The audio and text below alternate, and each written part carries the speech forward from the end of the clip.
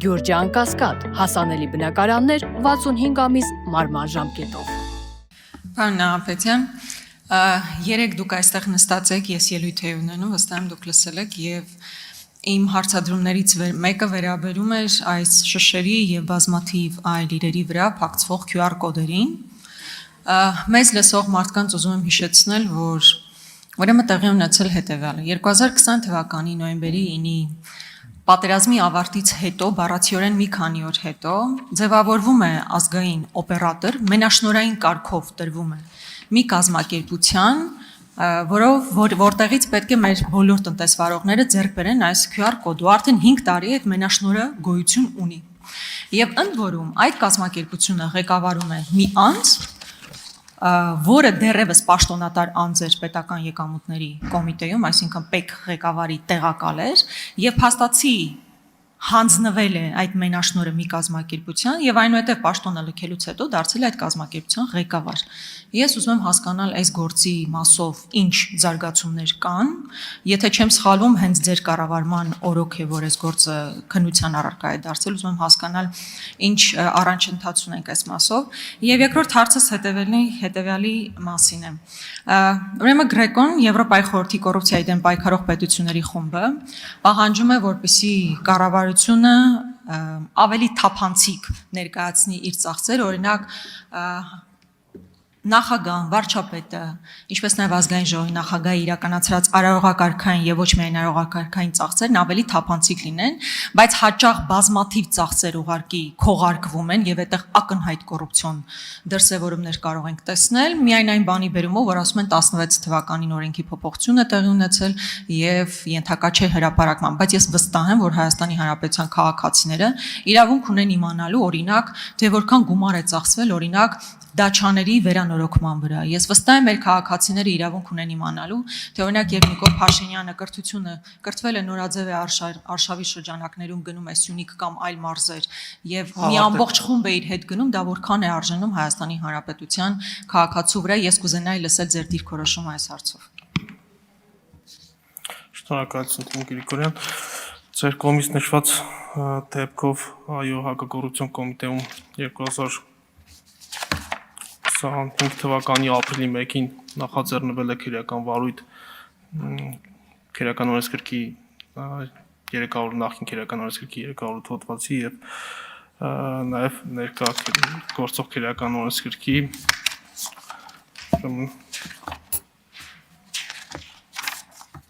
294 հոդվածի 3-րդ մասի 3-րդ կետի հատկանիշներով, այսինքն պաշտոնական լիազորությունների չարաշահման եւ հակամրցակցային գործունեության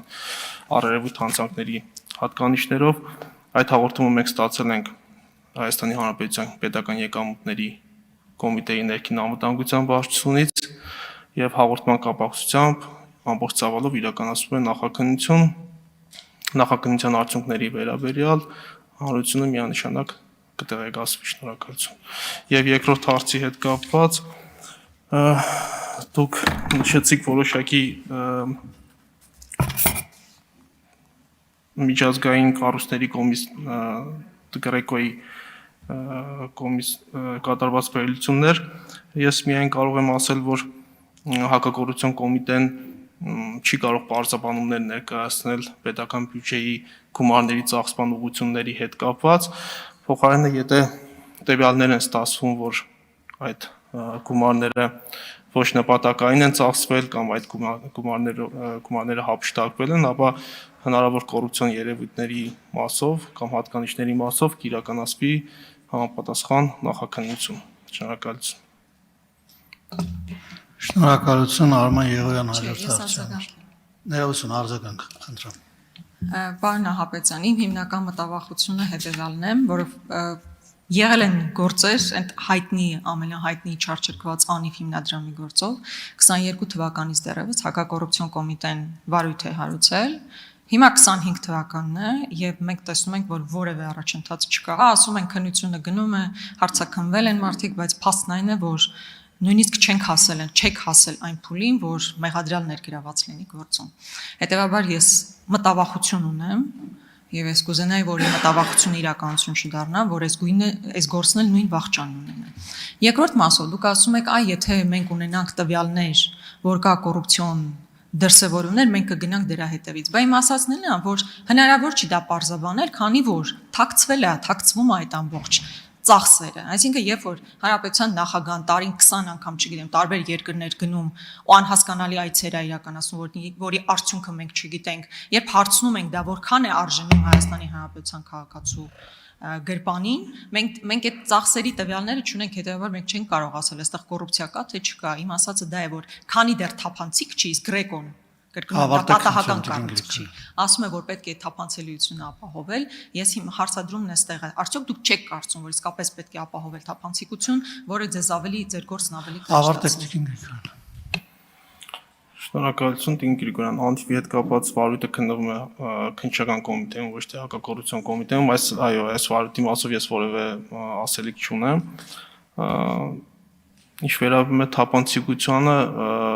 եթե դուք նշեք կոնկրետ ինչի մասին է խոսքը, այսինքն ոչ թե ընդհանրական դեպք նկարագրեք, ընդհանրական ծախսեր, այլ կոնկրետ նշեք, թե ձեր նկատառումները որ ծախսերի մասով են եւ եթե ունենաք նաեւ տվյալներ, որ այդ ծախսերը ոչ նպատակային են, այսինքն ունենանք առերևույթ հանցանքի մասին տվյալներ, ապա խնդրում եմ այդ մասին համապատասխան հաղորդմամբ դիմել հակակոռուպցիոն կոմիտեին։ Ես ձեզ վստահեցնում եմ, որ այդ հաղորդումը կունենա համապատասխան ընթացք եւ ձեր կողմից նշված տվյալները եւ հանգամանքները մանրամասն հակակոռուպցիոն կոմիտեի կողմից կստուգվի, այդ թվում նաեւ օպերատիվ հետախուզական գործիքակազմի կիրառմամբ։ Շնորհակալություն։